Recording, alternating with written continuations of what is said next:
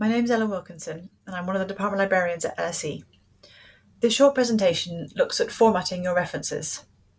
The presentation is part of a series on citing and referencing, but each video can be watched independently and they can be viewed in any order.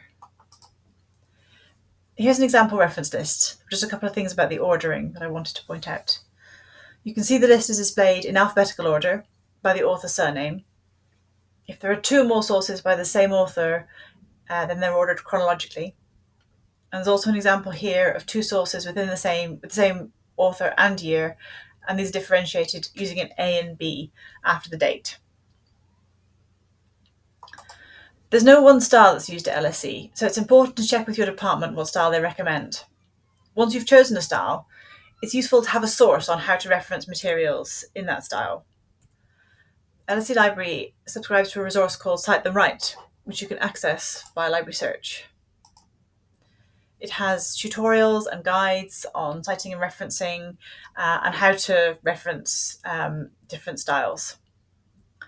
Under the basics of referencing, it has some articles on referencing and its importance, understanding plagiarism and how to avoid it, and sections on finding, reading and evaluating materials.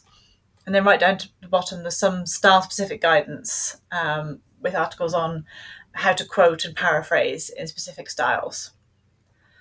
But I think the most useful thing for me is that you can use it to get help on how to reference many different types of material in a range of styles.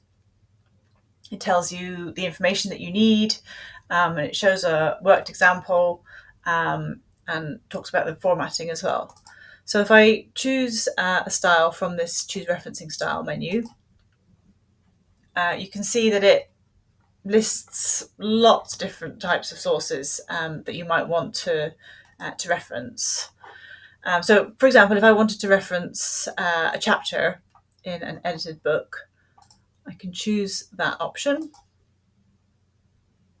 And then it has the citation order where it details the types of information that you need and how you'd format it. So you've got the year of publication in round brackets, for example, or the title needs to be in italics. Then it has an example, so how you would put it in the text, and also what it would look like in the reference at the end. And it also has the You Try option on the side where you could type in the details for the item that you're trying to reference, and then copy and paste that into your reference list, and it should be have all the information that you need in the right format. So obviously it has books and journals, and within that it has lots of different permutations of those. So for example, a printed book has what you do if there's one author, what you do if there's multiple authors, what you do if there's no author. So all those different options that you might come across. But also it has a wide range of sources, from websites through to TV programs and photographs, through to research reports, government papers. Lots of different options there, depending on what you're trying to reference. I'll have a look at another style, Chicago 17th. That's a footnoting style.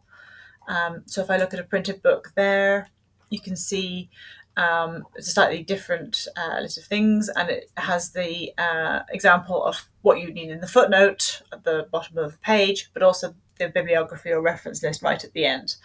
So it's got the two places that you'd need to include information. So there are other styles here as well. One that I'll point out here is Oscola, which is a footnote style designed to cite and reference legal sources. So it will have a slightly different list of sources that it covers.